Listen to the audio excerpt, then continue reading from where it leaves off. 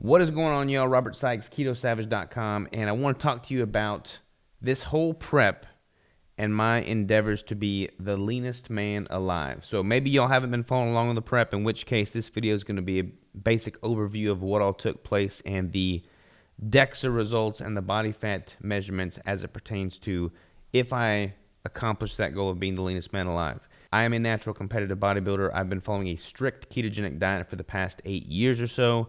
I have earned my pro card in various different natural bodybuilding federations, last of which was the WNBF, World Natural Bodybuilding Federation. My goal with this prep was to become the leanest man alive and to do so with a strict ketogenic diet. And as a byproduct of that goal, I was going to compete in various bodybuilding competitions, which I did. I did 5 competitions, earned the pro card in the WNBF on the 3rd one in Washington State. Let's just talk about what that goal is, because it's somewhat arbitrary. So there's no Guinness Book of World Records title that I'm aware of who the leanest man alive is, what their stats were. So it's pretty arbitrary in that instance. When you search leanest man alive online, the results I was getting was pretty much pointing to an individual by the name of Helmut Strebl. And there's honestly not a whole lot of information about what his stats were. There was an interview he did several years back at this point in time when he was this lean, in which case he said he was 4% body fat via DEXA. I don't know if that was 4.0, 4.1, 4.7. There was no clarification there, so I'm just going to assume it was an even 4.0% body fat via that interview. Again, that was on a DEXA machine. I don't know what his in-body results were. I don't know what his caliper test results were. But I figured going into this prep, okay, if I can become leaner than that, then by this standard, I would be in the running for the leanest man alive. And just to kind of showcase what this individual looked like, here are some images here of Helmut Strebl. I don't know if these have been touched up. I don't know if these have been edited. I don't know anything about this. I believe he was in his mid-40s in these pictures. But as you can see, this guy is freaking shredded. He's got all kinds of vascularity. He's grainy. He's ripped. He's got paper-thin skin. And that tends to intensify as you get a little bit older. So this guy is a decade or more, 15 years older than me in these pictures. So I kind of don't have the advantage of that thinner skin as a result of the age, but hopefully that'll be something that I can achieve later in life. But again, this guy looks great. So I went into this prep thinking, okay, I'll beat that. That was the goal. For those of y'all that haven't been following along, I started this prep in April of this year, 2023, 182 pounds, eating about 3,000 calories, following my protocol for ketogenic competition prep. High fat ratio at the onset, 80% of my calories coming from dietary fat. And then I've tapered that throughout the 33 weeks of my competition prep, manipulating the macros the whole way through, manipulating cardio, manipulating the foods that I'm eating, all while sticking to and adhering to a strict ketogenic diet to preserve muscle tissue and optimize cognitive function and health, and maintain a healthy relationship with food throughout the entirety of this 33-week prep. The lowest body weight that I hit was 151.2 pounds. I hit that twice. I hit that on November 3rd, and I hit that on November 22nd. So gotten lower in body weight than I ever had previously in a competition prep, with more muscle than I've ever carried in a prep. So that right there tells you that I am leaner throughout this prep than I've ever been able to achieve in a prep thus far. My preservation of muscle was on point. I was able to continue to lift hard and heavy and intensely throughout the entirety of this prep. I felt great throughout the process, but the question remains, did I achieve the goal of becoming the leanest man alive? I've also been doing in-body tests and caliper measurements throughout this entire process. My in-body machine pretty much stopped at 3%. I've been at 3% on the in-body for months now. I don't know if it just doesn't go any lower than that or what, but it's been a constant 3% for the past several months. Caliper tests have all shown sub 4%, so various ranges within 3.5, 3.8, 3.7% on the caliper test. So all of those have been below that 4% metric. This test was taken at 9:28 for the DEXA scan here. There's some things I want to point out. So let's just kind of scroll through some of this data. Let's see here. The weight on this scan was 159.3, and this is the weight of the DEXA, with me being on the DEXA machine, so I'm wearing a little bit of clothes and stuff at this point, so this is a little skewed from a weight standpoint. But when we look at the actual body fat percentage, we have got a total body fat percentage tissue of 4.1%, total mass 74.7 kilograms, fat tissue 2924 in grams, lean tissue 68,529 in grams. I started this prep on April 3rd of 2023. On April 7th of 2023, this date here, my body fat was coming in at 14.3%. On September 28th, that was down to 4.1%. Again, not much of a drop in fat-free tissue between that time, given the exponential loss in overall body weight during that time. So that speaks to the volumes of the muscle preservation components of a properly formulated ketogenic diet. Now, some of that lean tissue loss is going to be a result of loss in muscle glycogen as my calories get lower, depending on where I'm at with my prep and depletion phase. That's going to skew some things. I didn't really lose much strength during this time, so didn't really have a significant loss in lean tissue whatsoever in that regard. But again, that's 4.1% on 9/28. So then I was able to go and get an additional DEXA scan on 10/30, which was coincidentally my birthday. So this is interesting. This is where I'm a little bit confused by the DEXA results. Maybe it's just this particular DEXA. I'm not really quite sure what to make of it. When the tissue is broken up by region, my legs came in at 4.0, trunk 4.0, yet they rounded up to a total of 4.1. So I'm pretty confused as to why that is the case. I need some expert in DEXA technology to explain to me why they would round up if everything else is down.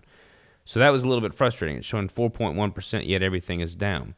Now, when you look at the actual region of the body composition here on this DEXA scan, which is what I really want to draw attention to, it's got the tissue of percent body fat, the region percent body fat, all subdivided, left arm, left leg, left trunk, total, etc., etc.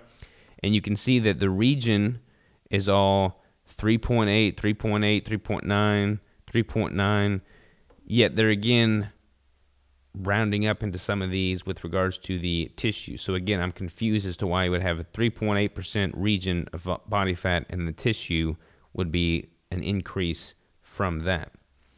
Now, scrolling down even further, we can see that we have a android percent fat region on that 9/28 test of 4.1, like I mentioned earlier. This latest test on 10/30 at 4.0. The gynoid region, 4.0 for this 10/30 test, 4.4 for that 9/28 test. And then we got the AG ratio, 0.92, 0.99. So again, I'm a little confused as to why when you subcategorize the different parts of the body and you look at what the body fat percentage was reading for that test in September versus that test in October, everything was down in regards to android fat, gynoid fat, and all subdivided regions. Yet the total body fat percentage stayed the same at 4.1. So I'm not sure if the DEXA scan showcases a minimum and then automatically rounds up from that. I'm not really sure how that works. But when I look at what the actual measurements of the regions and the subregions are, that test on 10/30 all showed lower than the test on 9/28. So I am led to believe that even though both show 4.1% total body fat, my actual body fat percentage on that 10/30 test date was lower than it was on that 9/28 test date. So that should showcase a lower overall body fat percentage, especially when a lot of these numbers are coming in from a subdivided region standpoint of less than 4, like that 3.8 and 3.9 measurements that we're seeing. Here's another good example of this. So We've got the region broken down. Android 3.9 on 1030, 4.0 on 928. Gynoid 3.9 on 928, it was 4.3. Arms stay consistent at 3.8% on both. Trunks were 3.9% on both. So again, I'm a little confused as to why they would show the same percent body fat of 4.1 if all the body fat tissue was lower on that 1020 or 1030 test date. I know 1,000% without a doubt in looking at the pictures between 928 and 1030 that I was leaner for sure. I had a much crisper look. My skin was thinner. I had more vascularity. More muscle definition was visible. So just simply looking objectively at the pictures and the data, I can confidently say that I was leaner on 1030 than I was in September without a doubt. When you look at this region percent being 3.9, 3.9, fat tissue being the same,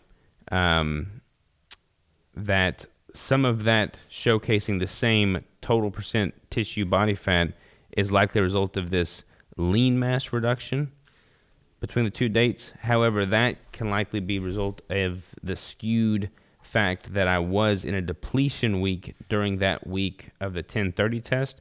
So I was going pretty aggressive on my caloric intake at that point, dropping my calories even further, which is going to cause me to flush out some fluid, flush out some muscle glycogen.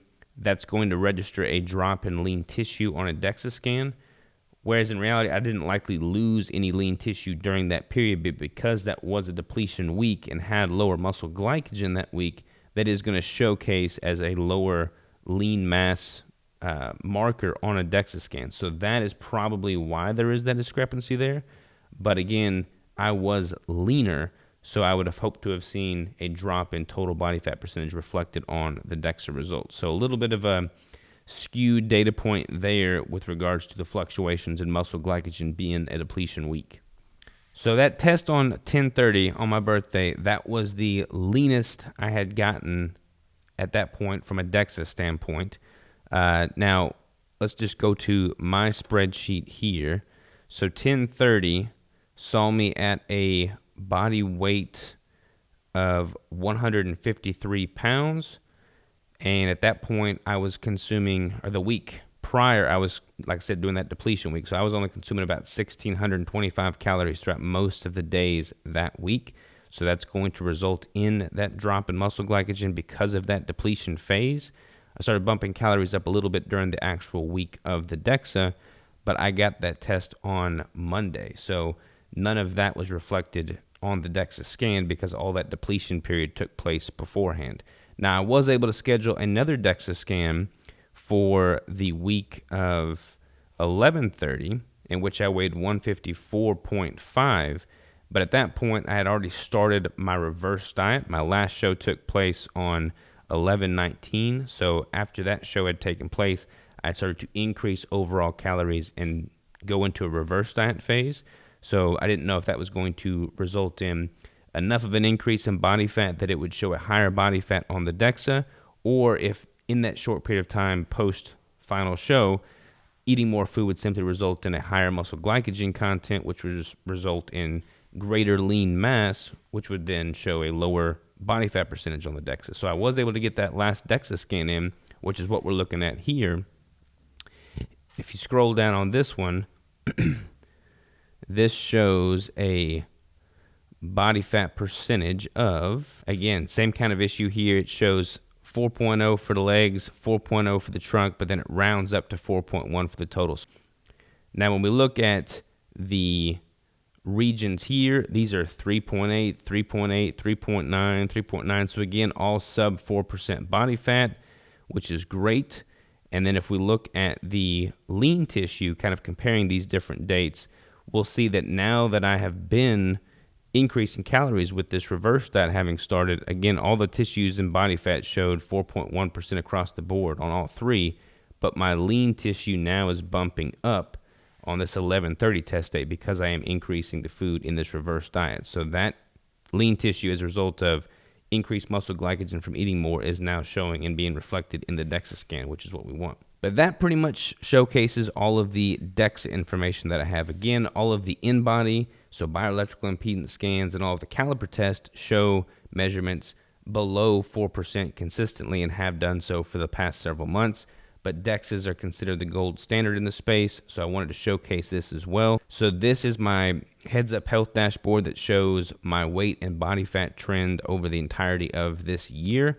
Again, my prep started in April, so here I am at the 180, low 180s, 181 pounds, 182 pounds, and then this is showing body fat of 17%. Whereas the DEXA was showing it at, I think, 14% was what it said. So 17, 16%, just kind of depending on what you're looking at. The blue line represents my weight, and the pink line here represents my body fat, and you can see all this trending down throughout the entirety of the prep. I lost about 30 pounds over the course of the prep, and you can kind of see here where this body fat percentage is pretty much just flatlined at 3% because it's staying consistently that low as I got to the tail end of the prep. So very good data there. And then if you look at my spreadsheet, it pretty much reflects the same thing. This chart shows what I've done with my macronutrients, slowly dropping fat, slowly increasing protein until I hit my protein threshold, then start dropping both protein and fat. These spikes represent the ketogenic caloric refeeds that I implement throughout my ketogenic prep protocol as a way to make it, from a psychological standpoint, more sustainable at the lower calories, but then also help from a metabolic standpoint as the calories get lower as well. This chart represents my weight, again, trending down. You can see the trend line there. And now that I'm in the reverse diet, we'll start to see that trend line reverse and go back up to a healthy weight going forward. Let's just look at some of these pictures here. So here is Helmut Strebl, and I had a professional photographer come out and showcase some photos of me when I was at a very lean composition there. I believe these photos were taken after that competition in Washington. So this should be pretty reflective of what the DEXA information was showing as well. So when we scroll through these pictures, I feel pretty good about how things are looking here. I'm showcasing a similar degree of definition and vascularity as what we're seeing with Helmut Strebl. And again, that is a somewhat arbitrary marker because I don't know what we're using different DEXA scans, we're different ages, so I don't really know how I could compete or compare this apples to apples, but I'm just showcasing and looking and being objective at what the data is showing and what my pictures in the mirror are looking like. And I mean, the thinness of my skin here throughout just everything is on par, I would say, with what we're seeing from Helmut, who is claimed to be the leanest man alive. So I feel pretty good about saying I am pretty much on par at this point in time to be in that same running as well. These pictures specifically are my poses from a bodybuilding standpoint. These showcase the definition and symmetry quite well. The lighting is properly dialed in, and you can see that I don't mean to brag, but I am dialed in. We've got all the striations in the chest. We've got all the striations and the teardrops at the quads. We've got the vascularity. We've got the shoulder caps popping. You can see each individual muscle fiber. You can see the vascularity coming through the abdominals, the lower abdominals. You can see all this showcased as a result of the incredibly low body fat percentage. I am 1,000% sub 5% body fat, and at this point in time, or at a moment in time throughout this prep, I feel confident saying that I reached sub 4% body fat levels. Now, do I think I went much below 4% body fat? No, I don't think so. I was probably right around that 3.8, 3.9 region if I had to guess. But that is showcased here in these pictures because, again, these photos were taken during that 10:30 DEXA time frame. So, again, these photos were taken during that 10:30 DEXA time frame. This is 1,000% the leanest I've ever been throughout any competition prep endeavor. I can confidently say that this prep itself was the most successful prep I've ever gone through. I got the pro card in the WNBF, which is the most prestigious natural bodybuilding federation with the strictest list of banned substances. I've done all this naturally. I've done all this with a ketogenic diet, leveraging my specific prep protocol and my macronutrient manipulation adjustments.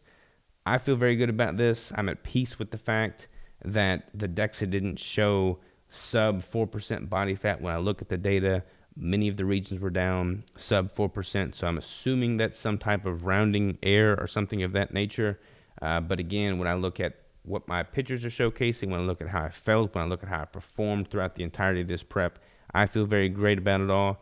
Hopefully I did this prep justice and I made y'all proud of my endeavors to do this. Again, the goal being to become the leanest man alive. I feel very confident in saying that at this point in time in my prep, I was certainly in the running for the leanest man alive. Again, somewhat of a subjective, objective, arbitrary goal there, but y'all look at the pictures, y'all look at the data, let me know what you think. I feel very, very proud to have gone through this journey. I feel very accomplished in doing so, and I'm excited to put on some size, build some muscle, and then do it all again at some point in the future. It's been an eye-opening experience for me. I've talked about those experiences, this journey in great detail on my podcast and YouTube channel, so definitely check that out. So thank y'all for tuning in. Thank y'all so much for the support in my journey in quest to become the leanest man alive. Could not have done it without y'all. Appreciate y'all. Talk to you next time.